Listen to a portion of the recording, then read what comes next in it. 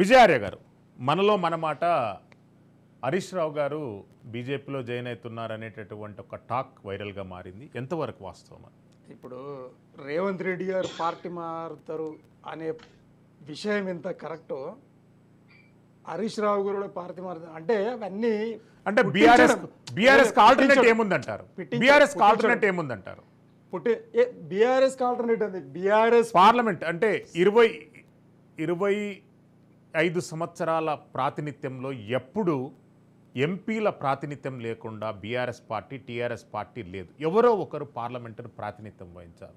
మొట్టమొదటిసారిగా 0 అంకెతో BRS party parliament ఎన్నికలను pass అయి రావడం జరిగింది. ఆల్టర్నేటివ్ ఏముంది మీకు? ప్రత్యామ్నాయం ఏముంది? ప్రత్యామ్నాయం విషయం ఎన్నికలు అయిపోయినాయి కాబట్టి ప్రధానమైనటువంటి ఎన్నికలు ఇప్పుడు ముందున్నాయి. సంస్థాగత ఎన్నికలు, జిహెచ్ఎంసీ ఎన్నికలు. వాటిల్లో మీ పర్ఫార్మెన్స్ ఏ రకంగా ఉండబోతుంది అనేటటువంటిది ప్రశ్న వేటాడుతుంది అందరూ. Okay, right. అయితే అందులో భాగంగా మేము ఇంతకుముందు కూడా మీకు చెప్పాను, నేను కేసీఆర్ గారు చాలా పటిష్టంగా ఉన్నారు, కార్యకర్తలు పటిష్టంగా ఉన్నారని చెప్పాను. కార్యకర్తలు ఇట్ మీన్స్ ఎంపీటీసీలు, జడ్పీటీసీలు, సర్పంచులు, మా నాయకులు చాలా పటిష్టంగా ఉన్నారు. ఇప్పుడు ఎటొచ్చి ఏదో చేయాలనే ప్రయత్నము ఎవరు చేస్తూ ఉన్నారు? ఆపరేషన్ ఆకర్స్ అని మనం డిబేట్లో ఆపరేషన్ ఆకర్స్ ఎవరు చేస్తూ ఉన్నారంటే కాంగ్రెస్ చేస్తూ ఉన్నది. కాబట్టి ఇక్కడ చర్చ జరుగుతూ ఉన్నది. అన్నప్పుడు మేము మిమ్మల్ని ఏమి చేయాలని కోరుకోవట్లేదు, మాకు అవసరం కూడా లేదు. ప్రజలు మాకు ప్రధాన ప్రతిపక్ష హోదా ఇచ్చారు, దాన్ని సద్వినియోగపరుచుకుందామనే దాంట్లో మేము ఉన్నాం. మమ్మల్ని ఒకవేళ అంటే ఈరోజు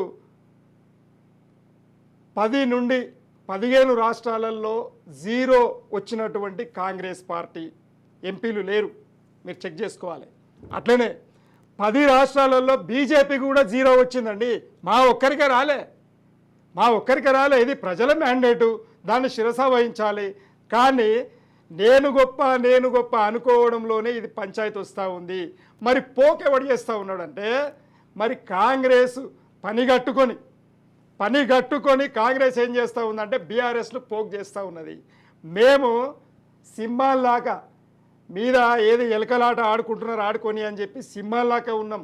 మేము భరిస్తూ ఉన్నాం.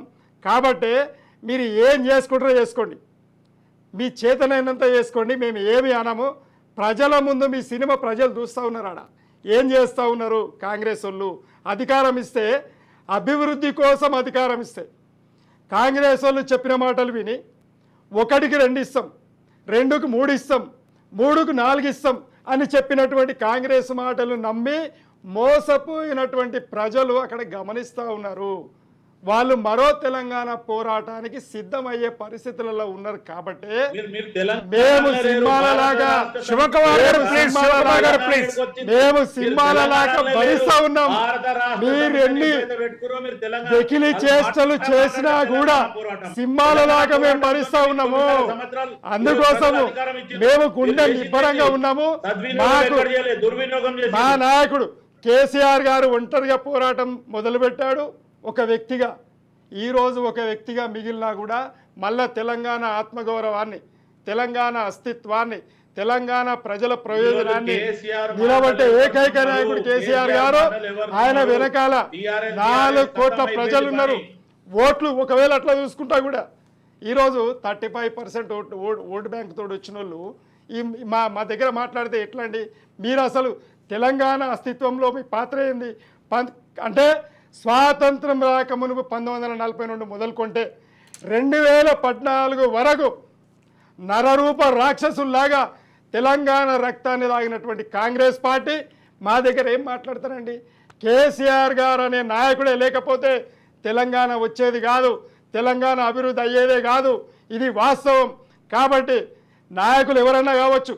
ఈరోజు కేసీఆర్ గారు ఈరోజు వరకు రేవంత్ రెడ్డి గారు 10 సంవత్సరాల నుండి తిడుతుండండి, నోటికొచ్చినట్టు వాగిన ఈరోజు వరకు సింహం లాగానే ఉంటుంది. కాబట్టి పోరగాడు ఆట ఆడుతున్నా ఆడుకొని రాబోయే దేకులెంగి అన్న దాంట్లో ఉన్నాడు.